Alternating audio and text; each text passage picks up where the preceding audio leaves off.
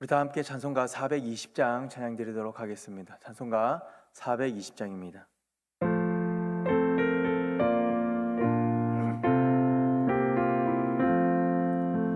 너 성결케 위해 늘 기도하며 너 주 안에 있어 늘 성경 보고 온 형제들 함께 늘 사귀면서 일하기 전마다 너 기도하라. 너 성결케 위해 내 머리 숙여 저 은밀히 계신 내 주께 빌라.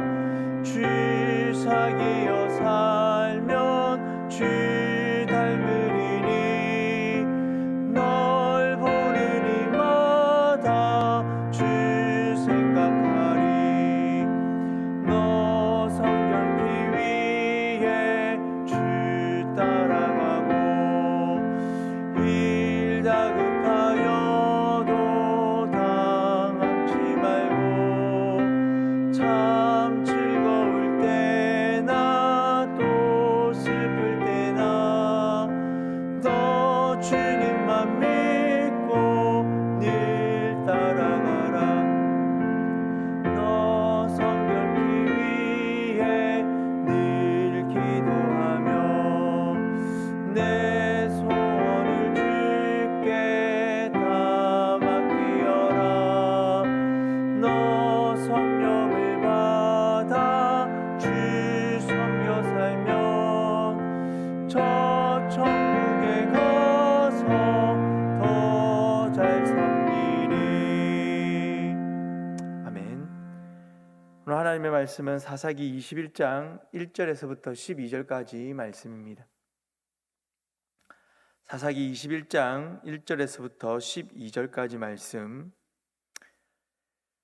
우리 한 절씩 교독하고 마지막 12절은 함께 읽도록 하겠습니다. 1절 읽습니다. 이스라엘 사람들이 미스바에서 맹세하여 이르기를 우리 중에 누구든지 딸을 베냐민 사람에게 아내로 주지 아니하리라 하였더라. 백성이 베델에 거기서 저녁까지 하나님 앞에 앉아서 큰 소리로 울며 이르되 이스라엘의 하나님 여호와여 어찌하여 이스라엘에 이런 일이 생겨서 오늘 이스라엘 중에 한 지파가 없어지게 하시나이까 하더니 이튿날에 백성이 일찍이 일어나 거기에 제단을 쌓고 번제와 화목제를 드렸더라.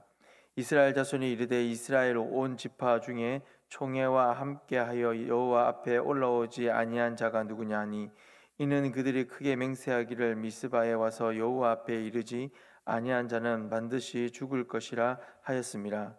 이스라엘 자손이 그들의 형제 베냐민을 위하여 뉘우쳐 이르되 오늘 이스라엘 중에 한 지파가 끊어졌도다. 그 남은 자들에게 우리가 어떻게 하면 아내를 얻게 하리요? 우리가 전에 여호와로 맹세하여 우리의 딸을 그의 아내로 주지 아니하리라 하였도다. 또 이르되 이스라엘 지파 중 미스바에 올라와서 여호와께 이르지 아니한 자가 누구냐 하고 본즉 야베스 길앗에서는 한 사람도 진영에 이르러 총회에 참여하지 아니하였으니 백성을 계수할 때에 야베스 길앗 주민이 하나도 거기 없음을 보았음이라. 회중이 큰 용사 12,000명을 그리로 보내며 그들에게 명령하여 이르되 가서 야베스 길앗 주민과 부녀와 어린아이를 칼날로 치라. 너희가 행할 일은 모든 남자 및 남자와 잔 여자를 진멸하여 바칠 것이니라 하였더라. 그들이 야베스 길앗 주민 중에서 젊은 처녀 400명을 얻었으니 이는 아직 남자와 동침한 일이 없어 남자를 알지 못하는 자라. 그들을 실로 진영으로 데려오니 그곳은 가나안 땅이더라. 아멘. 기분이 태도가 되지 않게 하라라는 말이 있습니다. 내 안에서 일어나는 어떤 이 감정적인 슬픔이나 화나 짜증 같은 이런 것들이 여과 없이 표출되어서 그것이 내 삶의 행동이나 인격이 되지 않도록 주의하라라는 말의 의미입니다.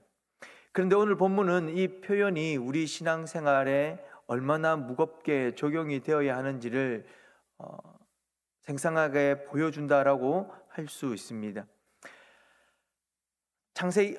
사사기 21장 오늘 우리가 읽었던 이 본문의 말씀은 자기가 만든 문제를 자기 힘으로, 그것도 하나님께 기도하며 묻지 않고 자신의 기분과 감정대로 이 문제를 풀어보려고 했던 이스라엘의 모습을 보여주고 있습니다. 하나님의 말씀이 아니라 자신의 기분과 감정이 신앙생활의 기준이 되었을 때에, 어떤 일을 할 때의 기준이 되었을 때에 그것이 어떤 비극을 가져다 주는지를 오늘 말씀을 통해서 한번 살펴보고자 합니다. 하나님의 말씀이 내 감정에, 또 하나님의 말씀이 아니라 내 감정이 신앙생활의 기준이 될 때에 어떤 비극이 일어나게 됩니까? 먼저는 화가 났다라는 이유로 하나님께 묻지 않고 하나님께 기도하지 않고 성급하게 어떤 것들을 결정하게 된다라는 것입니다. 1절 말씀해 보시면 이스라엘 사람들이 미스바에서 맹세하여 이르기를 우리 중에 누구든지 딸을 베냐민 사람에게 아내로 주지 아니하리라 하였더라 라고 말씀합니다. 사사기 20장에서 이스라엘 11지파와 베냐민 지파 간에 있었던 그 사건, 그 극악한 범죄로 베냐민 지파의 그 범죄로 인하여서 분노하게 되어 이 11지파와 베냐민 지파 간에 전쟁이 벌어지게 됩니다. 그 분노와 정의감 자체, 베냐민 지파가 했던 그 극악한 범죄에 대한 그런 감정들은 그 자체는 문제가 된다라고 할 수 없습니다. 그러나 이 전쟁을 시작하기 전에 그들은 분노에 휩싸여서 한 가지 맹세를 내뱉어 버립니다. 누구든지 딸을 베냐민 사람들에게 주지 않겠다라고, 그 전쟁의 열기 속에서, 분노 속에서 감정이 통제되지 못한 상태로 그들은 하나님 앞에 또 그들의 백성들 가운데에 맹세를 하게 된 것입니다.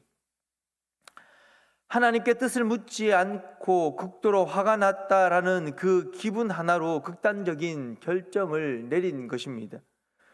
우리 역시 누군가에게 화가 났을 때가 있습니다. 그리고 실망할 때가 있지요. 그럴 때에 감정적인 어떤 결정을 내린 것이 마치 거룩한 결정인 것처럼 포장할 때가 있지 않습니까? 통제되지 않은 분노는 결국 스스로를 찌르게 되는 올무가 된다라는 사실을 우리는 기억해야 합니다. 기도하지 않으면 내가 일하는 것이고 기도하면 하나님께서 일하신다라는 그런 표현을 우리는 알고 있습니다. 무엇입니까? 어떤 일에 앞서서 우리가 하나님께 묻고 하나님의 뜻을 구하고 하나님의 마음을 확인하는 일이 필요하다라는 것입니다. 물론 우리가 하나님께 묻는다고 하여, 하나님께 기도한다고 하여서 그렇게 하라라고 명확하게 말씀하여 주시기도 하지만 또 한편으로는 그렇게 말씀하지 않을 때도 있습니다. 그러나 중요한 것은 무엇입니까? 기도했다라는 것은 그 일의 모든 것을 하나님께 맡긴다라는 의미입니다. 기도하지 않고 내 감정과 내 뜻을 앞세워 그 어떤 일들을 하려고 할 때에, 그 어떤 것을 결정하려고 할 때에, 그것은 결코 하나님의 뜻을 확인할 수 없는 내 감정과 내 뜻과 내 마음에 앞서 성급하게 결정하게 된다라는 것, 그런 결정을 내릴 수 있게 된다라는 사실을 우리는 기억해야 할 것입니다. 하나님의 말씀이 아니라 내 감정이 신앙생활의 기준이 되었을 때에 어떤 비극이 일어납니까?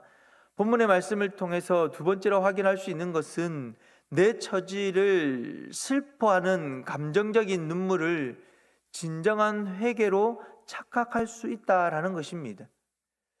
전쟁이 끝나고 베냐민 지파의 남자가 600명밖에 남지 않게 되었습니다. 이 모습을 보고 이스라엘의 11지파는 자신들의 그 감정인 분노에서 후회와 슬픔으로 변하게 됩니다.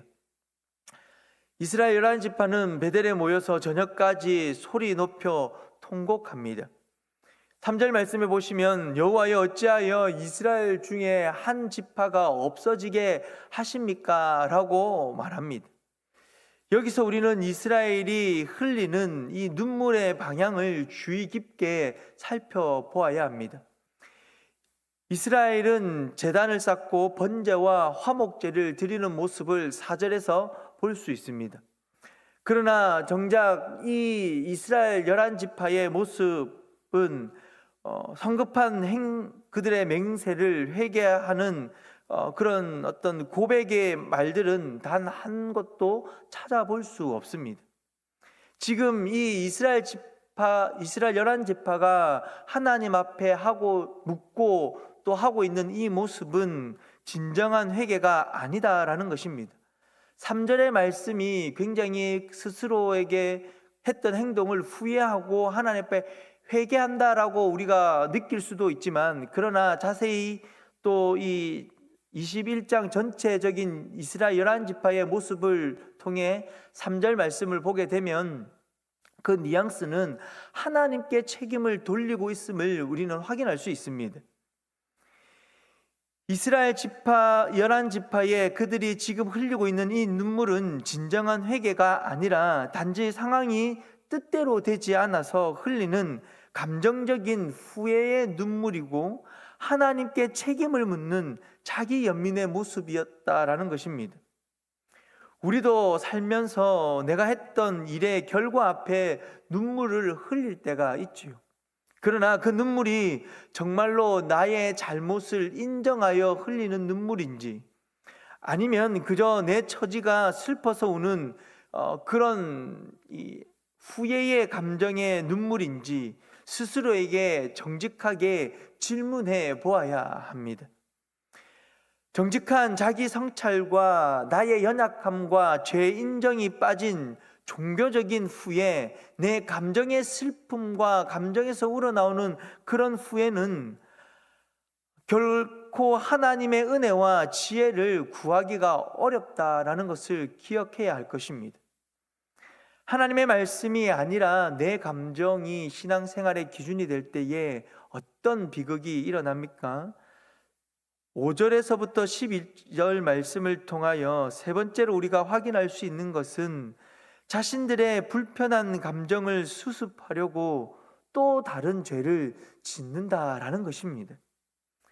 그들의 그 분노의 감정에 취해서 내뱉은 말로 베냐민 지파를 살리려고 하니 1절에서 그들이 맹세했던 것을 어겨야 합니다.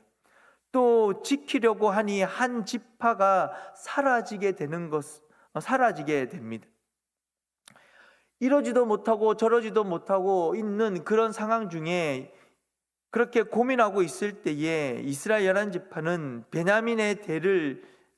베냐민 지파의 대를 잇게 해주면서도 자신들의 맹세를 지킬 수 있는 묘안을 짜냅니다. 그것은 바로 야베스 총회에 참여하지 않는 자는 죽인다라는 그들의 또 다른 맹세를 근거로 총회에 불참했던 야베스 길랏 주민들을 학살하는 것이었습니다. 이스라엘은 12,000명의 용사를 보내어 야베스 길랏의 남녀노소를 모조리 죽이고 처녀 400명만 남겨두게 됩니다. 그리고 이 처녀 400명은 베냐민 지파의 사람들에게, 남아있는 600명의 그 사람들에게 아내로 내어줍니다. 베냐민 지파를 살린다라는 명목 아래 죄 없는 동족들을 무참히 죽이게 된 것입니다. 바로 이 지점이, 이 모습이 사사기 21장의 가장 무서운 대목이다라고 할 수 있습니다. 본문 어디에서도 하나님께 물었다라는 말이 없습니다. 여호와께 기도했다라는 말이 없다라는 것이지. 이스라엘은 그들의 맹세를 어겼다라는 죄책감과 찝찝한 어떤 감정을 털어내기 위해 또 다른 죄를 짓는 모습을 보게 됩니다. 상처를 상처로 무마시키고 거짓말로 덮어서 일을 해결하려고 하는 그런 사람의 방식, 그런 모습을 확인할 수 있습니다. 우리도 가끔 나의 잘못을 감추기 위해서 남에게 책임을 떠넘기는 모습이 있습니다. 밖에서 상했던 기분을 집안에 가지고 와서 뭔가 좀 편하다는 이유로, 만만하다는 이유로 가족에게 쏟아놓기도 합니다. 내 마음 편해지고자 다른 사람을 희생시키는 것, 내 마음이 좀 편해지고자 나의 죄를 덮고자 상대방에게 그 감정과 죄를 다 덮어 씌우려고 하는, 이런 내 기분대로의 생활을 하려고 하는 이 사람들의 모습, 이것이 오늘 우리가 살아가면서 보여지는 좋지 않은 신앙인의 모습이라는 사실, 그 사실 앞에 우리는 하나님께 엎드려 기도하고 이런 모습을 회개할 수 있어야 합니다. 내 기분대로 살아가는 사람, 이것은 참으로 비참한 신앙인의 모습이 아닐 수 없습니다. 성도 여러분, 오늘 읽었던 본문의 말씀은 기분이 태도가 되고 감정이 신앙이 되었을 때에 그것이 우리의 삶에 얼마나 큰 파괴적인 모습을 보여주는지를 확인할 수 있습니다. 이스라엘의 왕이 없으므로 사람들은 하나님의 말씀이 아니라 자신의 뜻과 자신의 감정과 기분, 더 나아가 자신의 후회를 왕으로 삼았습니다. 그 결과는 죄를 죄로 덮는 또 다른 학살과 비극의 모습을 우리에게 보여줍니다. 우리의 신앙생활은 내 기분에 따라 좌우되어서는 안 될 것입니다. 내 뜻에 따라 좌우되어서도 안 될 것입니다.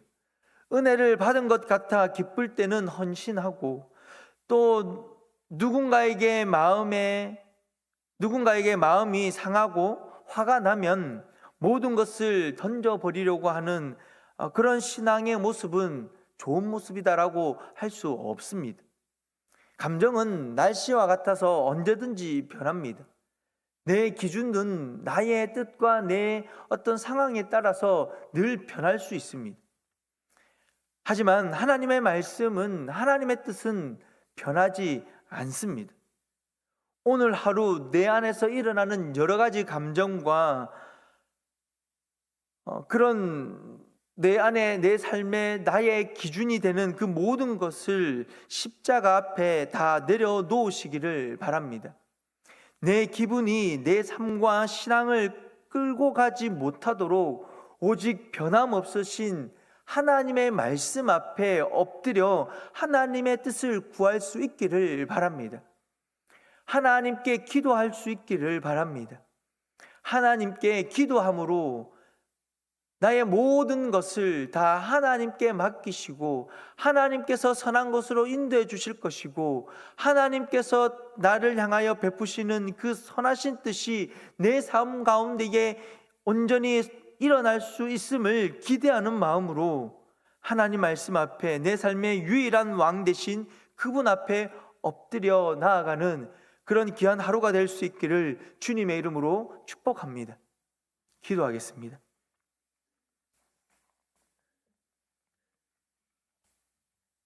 살아계신 아버지 하나님,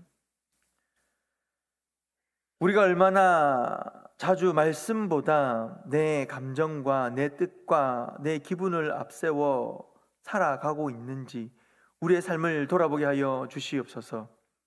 거룩한 결단이라고 말하지만 그것이 내 감정에 또는 내가 어떤 하고자 하는 내가 기준이 되어서 내린 결정이 아닌지 하나님 아버지 앞에 온전히 확인할 수 있도록 하나님, 우리의 모습을 정직하게 주님의 십자가 앞에 내려놓고 하나님의 뜻을 분명히 확인할 수 있도록 영적인 민감함을 우리에게 덧입혀 주시옵소서.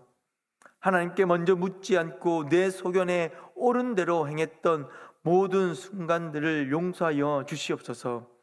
스스로 문제를 해결하려고 발부둥치며 또 다른 상처를 만들어내었던 나의 연약함을 하나님 아버지 앞에, 주님의 십자가 앞에 다 내려놓습니다. 이제는 감정이 태도가 되지 않게 하여 주시고 내 기분이 신앙의 기준이 되지 않게 하여 주시고 내 뜻이 하나님의 뜻인 것처럼 포장하지 않게 하여 주시옵소서. 온전히 하나님 아버지 앞에 엎드려 하나님의 뜻과 하나님의 마음을 확인하고 그리하여 하나님 그 모든 일에 앞서 하나님의 뜻 앞에 온전히 순종하며 나아가기를 간절히 소망합니다. 특별히 하나님의 말씀을 묵상하는 가운데에 하나님의 마음과 하나님의 뜻을 따라 또 하나님의 뜻을 확인하여 하나님 나에게 주어진 삶의 모든 영역 속에서 하나님 일들을 해낼 수 있도록 행할 수 있도록 주께서 인도하여 주시옵소서. 오늘도 하나님 거룩한 일상의 삶을 살아갈 수 있도록 하나님 인도하여 주시고 하나님의 뜻에 따라 순종하며 살아가는 귀한 하루가 되게 하여 주시옵소서. 그리스도인으로서 성결하게 살아가기 위해 몸부림칠 뿐만 아니라 기도하며 또 하나님의 말씀에 순종하기 위해 애쓰고 수고하는 신앙의 아름다운 모습이 우리 안에 있을 수 있도록 하나님 역사하여 주시옵소서. 또 오늘 저녁은 금요 기도회로 모이게 됩니다. 살아계신 아버지 하나님, 기도하는 주의 백성들의 발걸음이 이 주의 전에 가득하게 하여 주시고 하나님 아버지 앞에 기도하며 간구할 때에 하나님의 은혜와 위로가 충만케 하여 주시옵소서. 오늘은 특별히 1, 2평원 목자들이 하나님 아버지 앞에 특송하며 또 맡겨진 일들을 감당하며 결심과 결단하고자 합니다. 하나님, 목자로서의 삶을 또 사명을 잘 감당할 수 있도록 지혜를 주시고 이 일 가운데에 보람과 기쁨이 있게 하여 주시옵소서. 하나님의 부르심 앞에 하나님의 뜻 앞에 순종하고자 하는 목자들의 섬김 위에 하나님께서 복의 복으로 덧입혀 주시옵소서. 이 새벽에 주의 전에 나와 기도합니다. 또 하나님 각자의 처소에서 하나님 아버지 앞에 엎드려 기도합니다. 하나님 간절히 기도하는 또 하나님의 뜻을 구하는 성도들의 기도 위에 하나님께서 응답하여 주시고 하나님 그 응답이 기쁨과 즐거움이 있게 하여 주시옵소서. 감사합니다. 예수님의 이름으로 기도드립니다. 아멘. 계속해서 개인적인 기도의 제목을 가지고 기도하며 나가도록 하겠습니다.